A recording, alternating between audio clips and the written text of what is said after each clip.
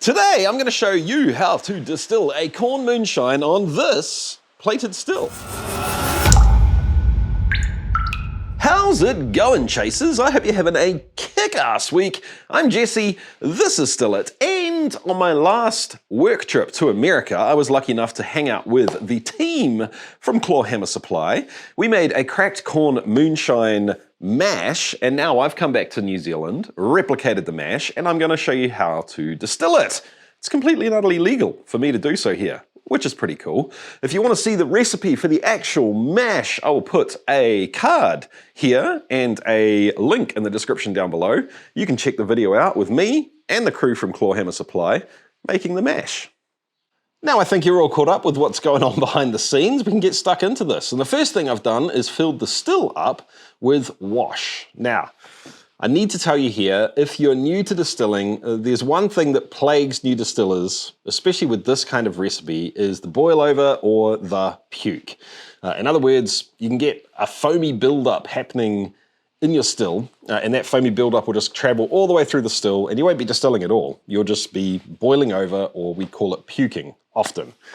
Two things you can do at this stage. Number one is don't fill your boiler, or your pot, whatever you want to call it, the still, all the way up to the tippy top. Leave yourself a little bit of headroom. Number two is you can use something to change the surface tension of the liquid, help the bubbles pop faster. You can buy conditioner and all sorts of stuff for this. I've gotten lazy and I just use a knob of butter. And seeing as I think there will be some new people to the craft here on this video, let's take a little step back too and talk about the kind of equipment we can use for distilling this kind of product. There is really, simply, if you break it down, two main types of distillation. The first is pot distillation. This is the most basic or simple version of distillation there is. You have a vessel that holds the liquid that has the alcohol in it.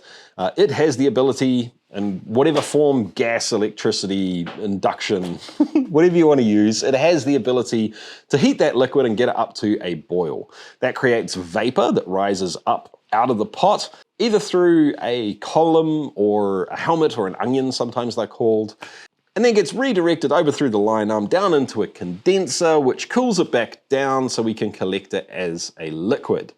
I love this form of distillation. I use it a lot.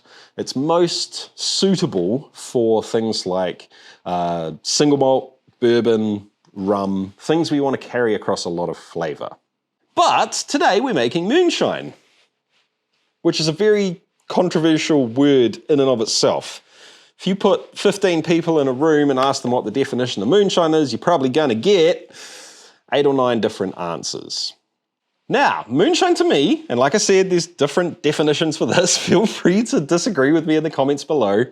But generally, it is going to be made mostly, or at least have a decent percentage of corn in it. It is going to be sometimes fermented sour, although I guess it doesn't have to be. And traditionally, it's distilled with a thumper or a slobber box. So, imagine the still we had just before, but instead of the condenser, it goes back down into another vessel.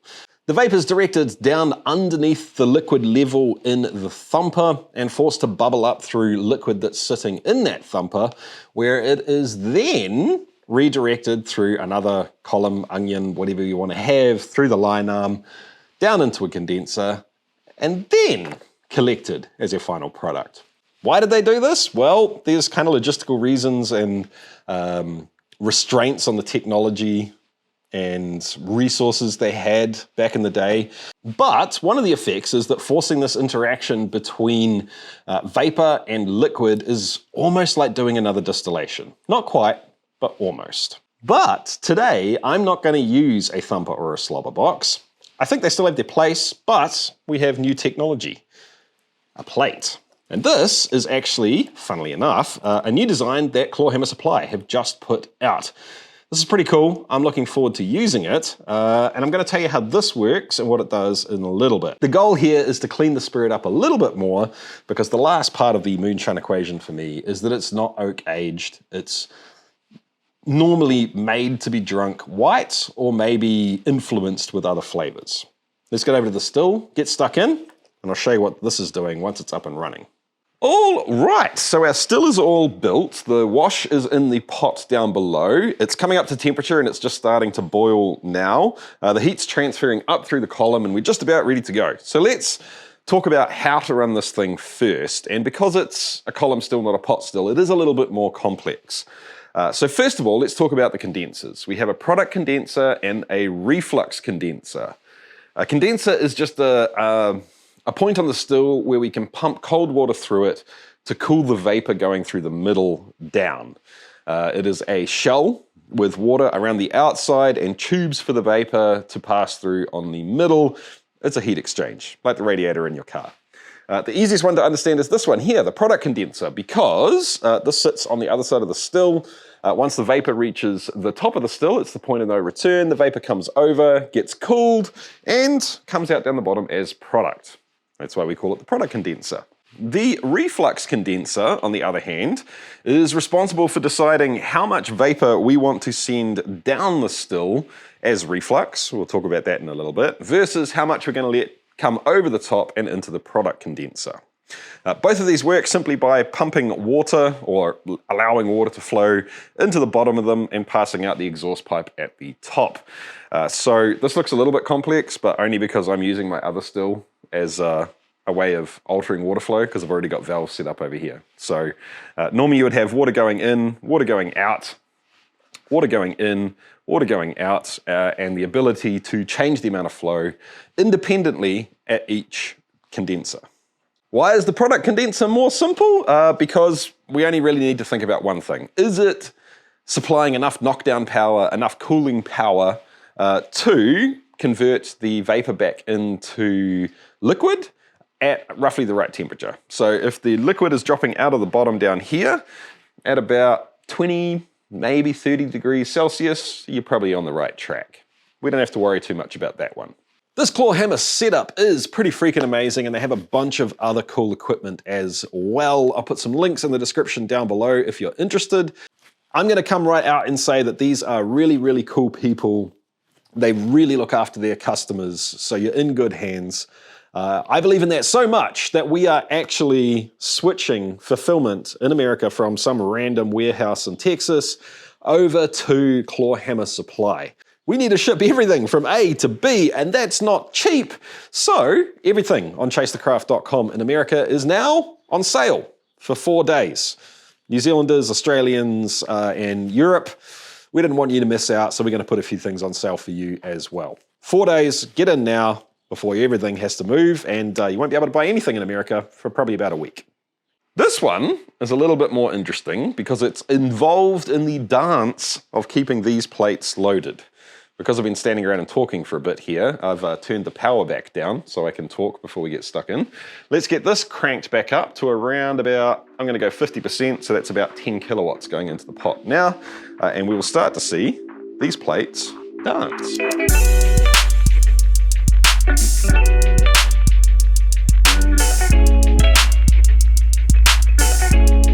So now we have some action. You can see the bubbles dancing around on each plate, and that is the interaction, the forced interaction between vapor and liquid that we hinted at earlier on. I'll talk about that in a little bit, don't worry.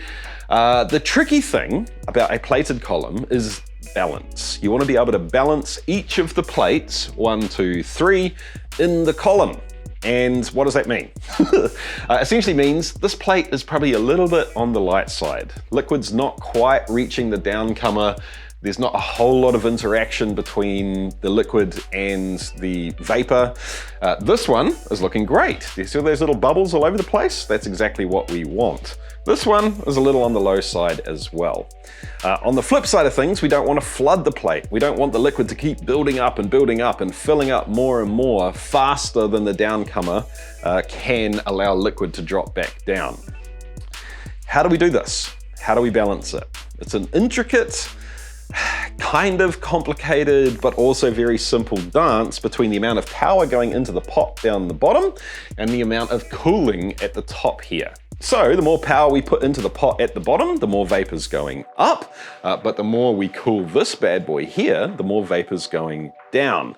We want to find the right amount of vapor going up to bubble through and kind of hold liquid on the plates, and the right amount of liquid coming back down from the reflux condenser to keep those plates loaded at the right sort of volume level that we want.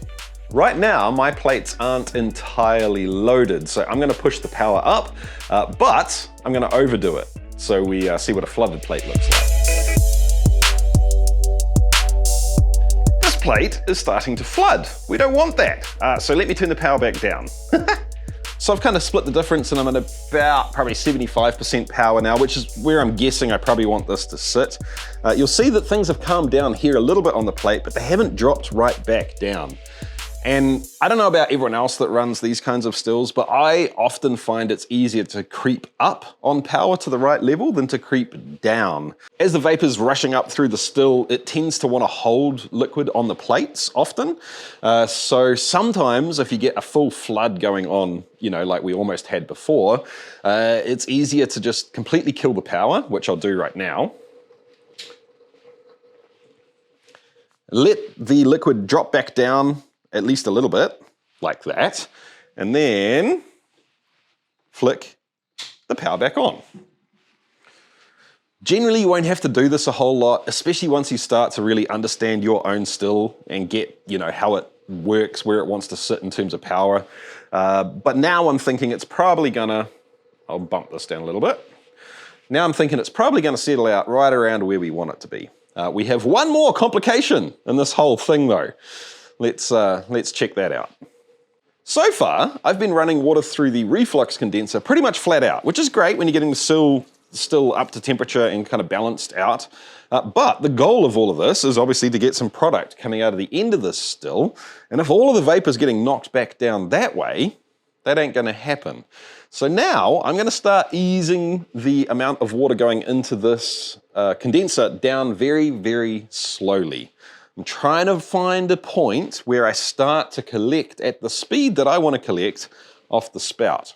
But please remember that any changes you make to either of these condensers can take a little bit of time to actually show themselves in what the still's doing. Think of it this way. If you imagine ice cold water running through this condenser and it's going flat out, when you turn it down a little bit, it's going to take a while for the temperature of the liquid, the cooling liquid, in the condenser to reach kind of a new equilibrium. It's not going to happen instantaneously. So make a small adjustment, wait for a minute. Make a small adjustment, wait for a minute, until you get the desired speed coming off the spout that you want.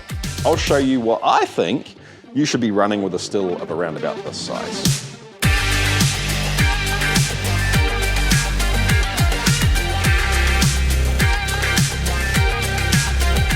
Now we're starting to look like we are in business. Our plates are looking loaded, but not flooded. That's good. We have the offtake speed that we want, and for a still this size with these plates, this is looking really good for me. It's kind of like a pencil-lead thin stream. Every now and again, it goes back to drip, drip, drip, drip, drip, drippity, drip, drip, back to a pencil-lead stream. And the last thing to check is we'll check the temperature of the liquid coming off the spout. I'm just doing that by touching it. And it is cool, but not really freaking cool. That's where we want to be. I'm guessing that some of you have kind of figured out why I'm sort of calling this a complicated but simple dance to get things balanced the way you want. Because it's almost like everything you do is going to affect more than one thing. Anyway, now it is working, we can actually talk about the art of distilling, getting the result we want. Welcome to Cuts, team, the artistic expression that comes along with distillation. And I'm sure if you've delved around in forums at all, or even just heard old wives' tales and spooky stories about distillation, you'll know that you don't want to drink everything. So right now I'm collecting what we call foreshots. This is stuff that we're not going to use, we're not going to drink, we're not going to put back into anything. You can use it as firelighter, cleaner, or I don't know, whatever else you would use something like isopropyl alcohol for. I personally think that you don't need to stress too much about the exact amount of foreshots you take, because yes, we're going to take this and throw it away, but we're also going to take a whole lot of heads and remove that from the products that we drink as well. For this size run, this is probably way overkill. I'm going to switch over to heads now. I like to make all of my cuts based on smell and taste, especially when you're doing random different experiments and recipes all the time. But I know with a wash this size, I'm probably looking at about 200, maybe 300 mils of heads. I've got a little bit of time to explain what is going on with reflux. We've kind of hinted at it already. It's forcing the interaction between vapor and liquid, but what's actually going on? So imagine a single little unit of the liquid down in the pot. It boils, turns into vapor, rises up through the column, and gets to the reflux condenser, which then sends it back down this way. So we have liquid coming down and vapor going up. As the vapor goes up, it likes to steal or strip the lighter, aka higher ABV, higher proof molecules out of the liquid and drag it up with it. The liquid coming down likes to drag the heavier, more dense molecules back down with it. So with that interaction, we're essentially distilling multiple times through this column. As we get to each plate, the ABV is going to rise and we're going to have a higher ABV product coming off the end. Why would we want to do that? Maybe you just want a higher ABV, that's fine. But it also tends to clean the spirit up a little bit more. And because I'm planning on drinking this as a white spirit, not aging, we're not letting maturation and age take care of the rough edges, I want this to be a pretty clean spirit. The more plates you use, the cleaner it's going to be. You can use 1, 2 plates, you can use 64 plates if you want to. I tend to err on the side of preferring flavor over smooth. I'm going with 3. While I've been yapping on, we've still been collecting heads, and by taste, this is starting to clean up quite nicely now. I think we're very close to heart. So I'm going to switch this out and collect into a smaller little jar. You don't have to collect into individual jars like this. The pros, more often than not, they'll just have 3 vessels and they send the spirit into heads, hearts, or tails. But especially when you're running a new recipe and you're not quite sure what flavors you're going to run into, or if you're new to this and you just don't understand cut points at all, it's quite beneficial to collect into small jars, line them all up afterwards, and then you're in no time crunch to make your decisions. You can make your decisions the next day if you want to. Quite often you'll end up blowing your palate and your nose out. You won't be able to taste or smell anything. Cover all the jars up, come back the next day, and then you'll be able to assess them with a fresh palate and a fresh mind. But what are you looking for? Well, yeah, I need to switch this again. We are definitely into hearts. Hold on. So when you first switch over from 4 shots to heads, it's going to be quite abrasive and aggressive on your palate. It's going to be a little bit like nail polish remover. You'll often run into some tempting kind of flavors that you want to stay away from. They might present like estery, kind of fruity, almost potpourri-like flavors. Trust me, you don't want to go anywhere near it. Ditch them. After that, after a little while, it's going to start cleaning up and almost be like vodka. This is a trap as well. Don't go for it, because right after that, it's going to get a very strange, almost astringent, kind of bitter-like flavor. Some people describe it as, I think it smells like when you change the inner tube on a bicycle, that kind of musty, rubbery but sweet action going on. The guys at Iron Root Republic describe it as baby sickup. So really, really tiny little infant milky spills kind of spew. That same thing, kind of a little bit off, but sweet. Wait for that to pass, those flavors will clean up, and suddenly you'll start to actually taste some of the flavor coming through from the ingredients. That's when you want to switch over to hearts. If I was planning on treating this more like a single malt or a bourbon and maturating it on oak for a decent amount of time, I might let a little bit more heads sneak through, because that process will kind of shave the rough edges off the spirit over time. I'm not going to do that. I'm going to be pretty ruthless with my cuts, because I want to be able to drink this like tomorrow. Now it's time to just sit back, make sure the still is balanced, that the offtake speed is correct, and ride our way through hearts. At this stage, there's probably a good portion of the new distillers that really want to know what the proof or the ABV is coming out of the still here. I'll caution you a little bit just to say that Some people treat this almost like a badge of pride, and in my mind that doesn't quite add up, because almost certainly the proof that you take off the still is going to be higher, stronger, higher ABV than what you're going to drink it at. And to me, it's more around balancing the flavors that come through in the end. But the easiest way to ascertain, to gain the knowledge of what proof or ABV you have, is to take a sample and use one of these. It's a little alchemeter. All you do is you float it in the liquid. There is a trap with these, and that is if the temperature of the liquid is different to the temperature that the instrument is calibrated to, it'll give you a completely incorrect reading most of the time. I actually don't remember on this one, I have to check. It is at 20 degrees Celsius. Yes, 20 C. That is this in Fahrenheit. So you float that in there, and this is looking like 86% ABV. You've collected some tasty hearts and you're wondering what's next. The answer is tails, and you don't want to mess this part up. Tails are gonna taste nasty in your final product and completely and utterly ruin it, especially because we are wanting to drink this white. We don't have the advantage of maturation, like I said, kind of shaving off those rough edges. So you need to look out for tails. What are tails gonna taste like?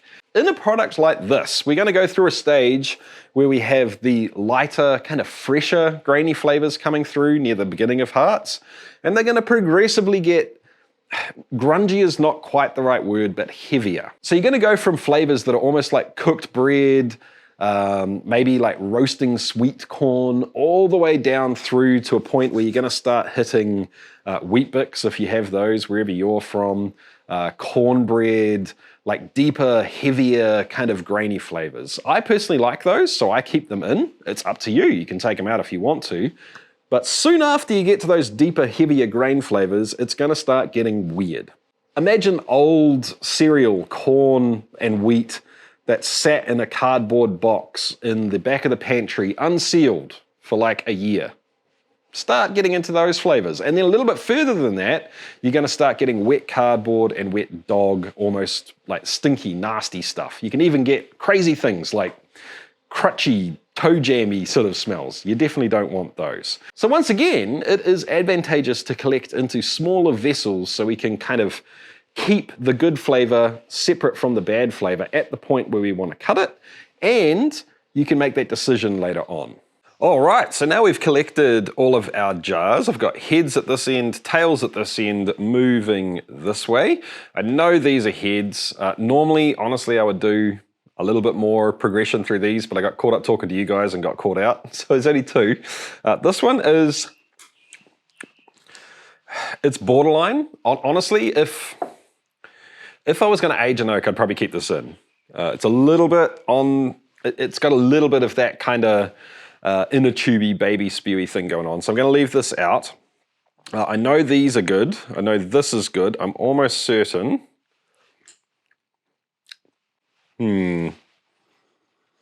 Yep, I'm happy with that as well.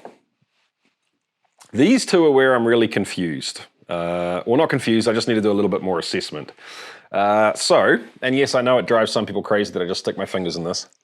This stuff is for me to drink. It's for no one else to drink, so, you know. Oh my word, we've got a sheep invasion. Out, get out, get out, get out. The other good thing about having it all as a gradient like this is not only being able to take your time and test it individually, it's that you can compare. So I know this is good hearts. I can sort of lock that in my head, and I know that this is different, but it's still desirable. At the end of the day, you're just keeping what tastes good to you, right? So I can compare these ones that are borderline to these ones and to the ones that are bad, and giving comparison, almost like, I don't know, for me at least, it kind of gives my senses more resolution in a way. All right, yep, I'm gonna keep this one. Now I need to work on this one and decide. I'm gonna go back down here and just, yeah, definitely not keeping that. Have you guys ever mixed cement? It's kind of similar to, sometimes it can smell similar depending on where you are. When it's been really hot for ages and rain first hits hot concrete. Similar to that, or like mixing wet cement. I'm getting that in this one, so I'm definitely gonna keep, these are out. This is the one I'm trying to decide on right now.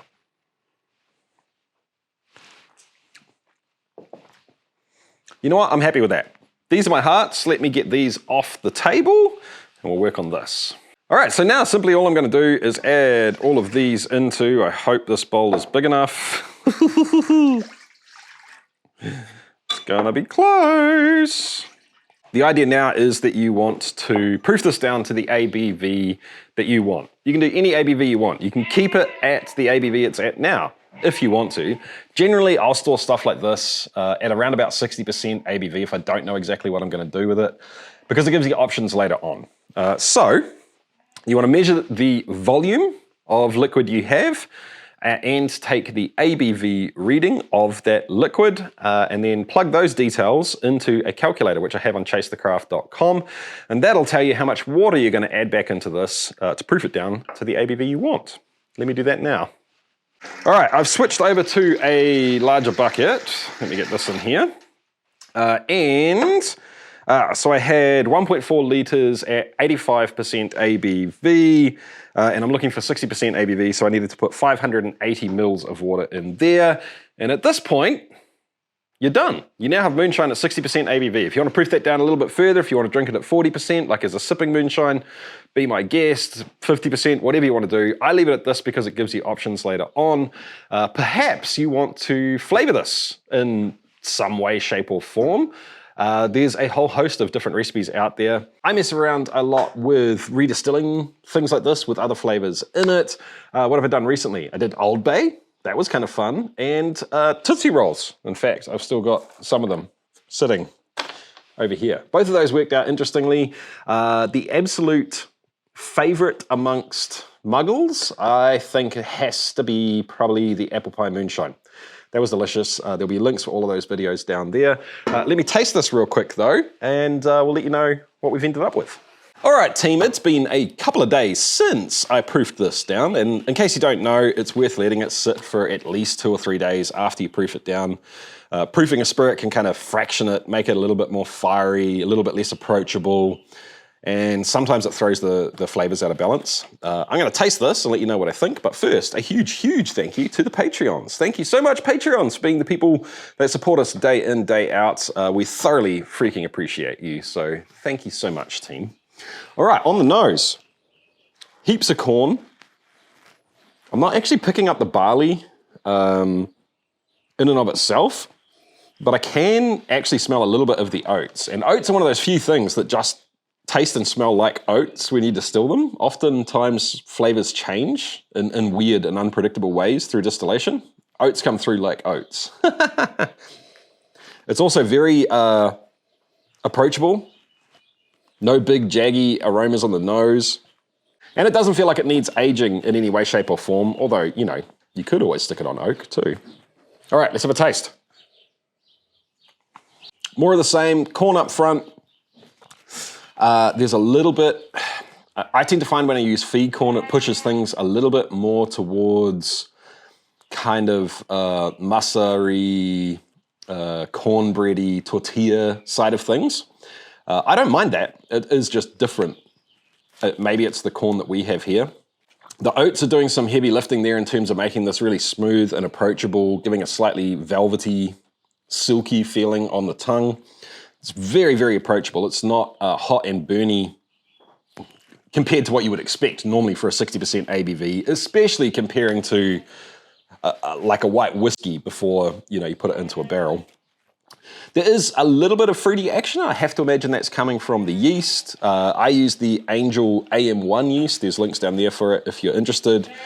Very similar, I think, to the yeast that we used with Clawhammer Supply. Anyway, I've got to go. The lambs are pissed and they need to be fed or they're going to start literally kicking the doors down. So I'll see you next time. Keep on chasing the craft, guys. See ya.